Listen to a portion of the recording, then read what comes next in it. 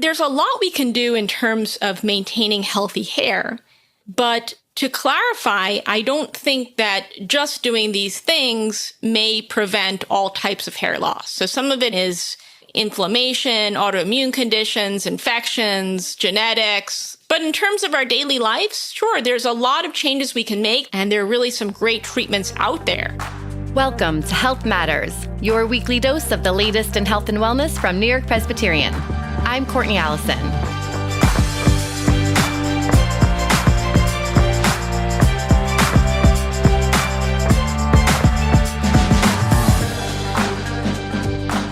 Whether it's on your hairbrush or in the shower drain, it's normal to shed hair. But as we age, our hair follicles change, and we may start to notice more hair loss than before. This week, we talked to Dr. Shari Lipner, a dermatologist at New York-Presbyterian and Weill Cornell Medicine, who explains why hair loss happens, effective treatments to combat it, and if supplements for hair health actually help. Dr. Lipner, welcome back to Health Matters. It's great to be here, Courtney. We always love having you on the show. And as a dermatologist, you've helped explain how people can keep their skin healthy. But today, we're here to tackle another issue that so many people struggle with, hair loss. Can you explain what causes hair loss? Hair loss is complex, right? There's many different hair loss types. There's hormonal causes. So the most common cause of hair loss is androgenetic alopecia.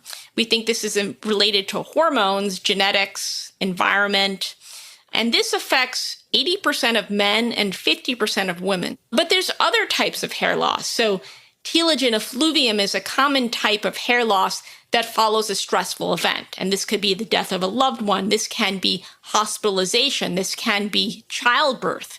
And what happens with telogen effluvium is the hairs, which are normally in the growing phase, they go into telogen, which is the phase where they fall out. But the good news with telogen effluvium is when the stressor is gone, the hairs come back. Lately, we're seeing a lot of this with weight loss or weight gain. And so, for instance, if someone has bariatric surgery and they lose 100 pounds, we'll often see a telogen effluvium happen. And now with a lot of the GLP drugs, we're seeing this commonly. And our group and other groups have looked at this, and mostly the GLP types of hair changes tend to be the telogen effluvium, but there also may be an effect of the GLP on the most common type of hair loss, androgenetic alopecia. So it may be doing two things, but the jury's still out and there's still studies being done. So we're learning more about what GLP does to hair. That's so interesting to hear how hair loss has been associated with GLP-1s and other weight loss drugs like Ozempic and Wegovy. You also mentioned phases of hair growth. What are those phases? So there are three phases of the hair cycle. There's anagen, which is the growing phase, and the majority of hairs are growing, but they may be in different stages or growing at different rates, especially hairs on the scalp versus, let's say, the eyebrows or the eyelashes, right? So the hair on the scalp keeps growing, but for the eyebrows and the eyelashes, usually they stop after a certain point. And then there's the catagen phase, which is a resting phase. And then finally, there's the telogen phase, which is a part of that telogen effluvium that we spoke about. And with telogen, the hairs will shed. How do you typically treat hair loss? The first step is diagnosis. And that's why I can't stress the importance of seeing a board-certified dermatologist and not just trying to diagnose yourself and trying this supplement or that supplement, because we have so many different types of hair loss, and they are all treated differently. If we're talking about the most common type of hair loss, androgenetic alopecia, we have a lot of options. One example of a drug we use commonly to treat androgenetic alopecia is topical minoxidil, and we can use that in both men and women. Believe it or not, topical minoxidil is over the counter. There's 2% and there's 5% formulations, and there's solutions and there's foams. In general, the 5% works better than the 2%. So I tell patients to get the 5%, either the solution or the foam, and the indication is to apply it twice a day, but it's hard to do. So I think reasonably, I think people can apply it, one time a day and still have good effects. Do people have to stay on it long term, or is it something you can be on for a little bit and it's treated? So I get that question a lot, and people don't always like my answer, but I think when I explain it, they're okay with it. Most things in medicine and most things in dermatology are chronic diseases. If we have a strep throat, we can give an antibiotic and eradicate it, right? But if we think about things like hypertension or diabetes, generally people have to be on a daily medication. And if they stop their medication, their issue is going to come back or it's going to be out of control. And so with hair loss, really we want to preserve the remaining follicles. And so once those follicles die, right, there's not much we can do. When patients think about it like that, I think they're okay with using it more long term. So, yes, I think it has to be maintained unless the patient is switched over to a different medicine. But that goes for all the hair loss drugs. It's not like you take it for a month and you're done with it. You have to take it continuously.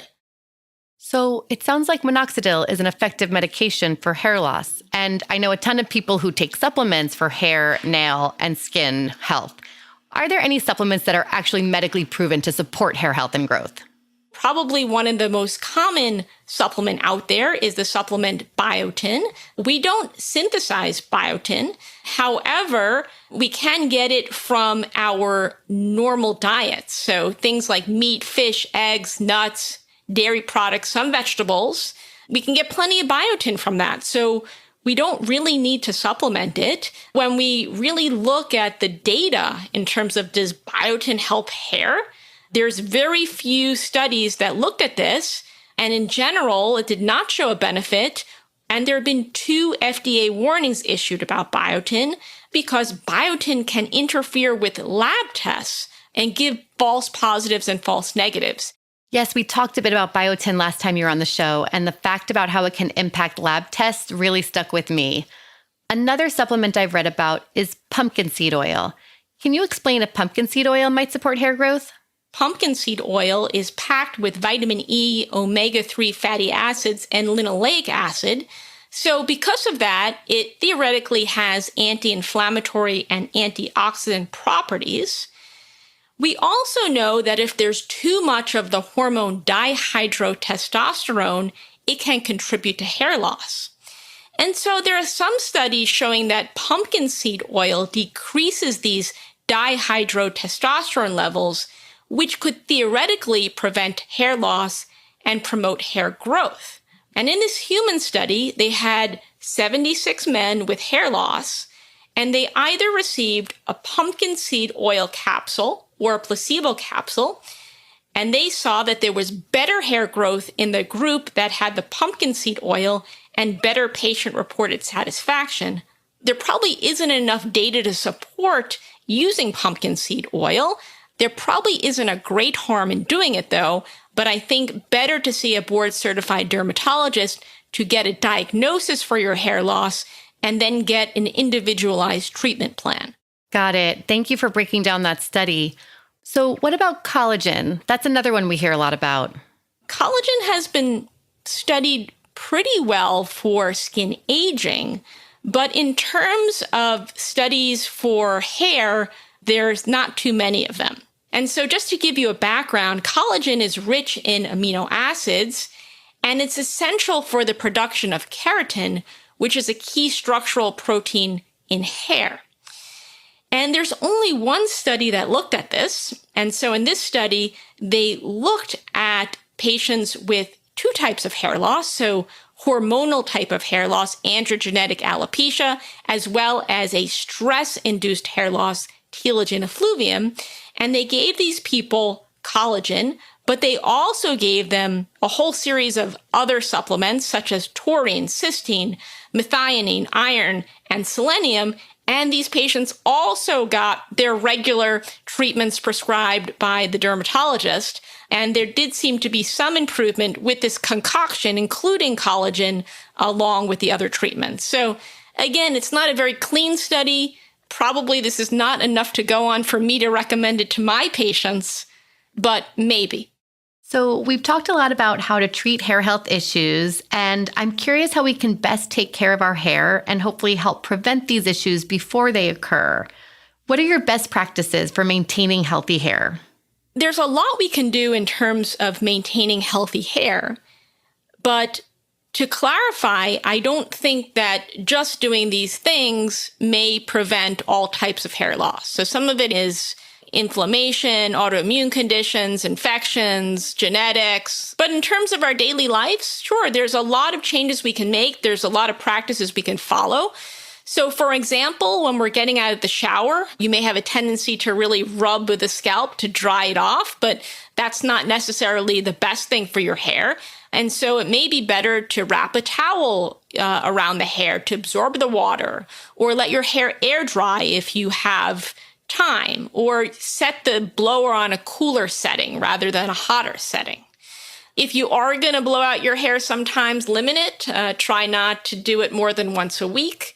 Other things we have to think about are hair weaves or hair extensions. They look amazing, right? But they're heavy. Go through periods where you don't have an extension in. And then we also have to think about chemicals that touch our hair. I'm not telling people if they want to have, blonde, red, or brown hair or black hair to keep it white or gray, but do your best to, do it a little less often if you can. Try to stretch the time in between treatments. If you're brushing your hair, you may want to let it dry a little bit until it's damp before combing it or brushing it. And typically using a wide tooth comb is healthier for your hair. There's a myth that you have to brush your hair 100 strokes a day to keep it healthy. Not true. Brush it as needed to untangle it or style it, but certainly I wouldn't count your 100 strokes. And any just parting advice on how we can all just take care of our hair and scalp as long as we can? I think the most important point is hair loss is common. Hair is important to the vast majority of people, and there is help for it. I don't think you should do it yourself. I don't think you should look at social media for the answer to how to treat your hair loss. But a board-certified dermatologist is trained in diagnosing and treating hair, and there are really some great treatments out there. Dr. Lipner, it's been so great having you. Thank you so much for coming back to the show to talk about what we can do about hair loss. Courtney, it's great to be here and to help to educate the public about hair health. Our many thanks to Dr. Shari Lipner. I'm Courtney Allison. Health Matters is a production of New York-Presbyterian.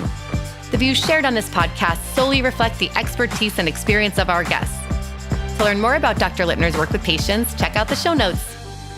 New York-Presbyterian is here to help you stay amazing at every stage of your life. To get the latest episodes of Health Matters, be sure to follow and subscribe on Apple Podcasts, Spotify, or wherever you get podcasts.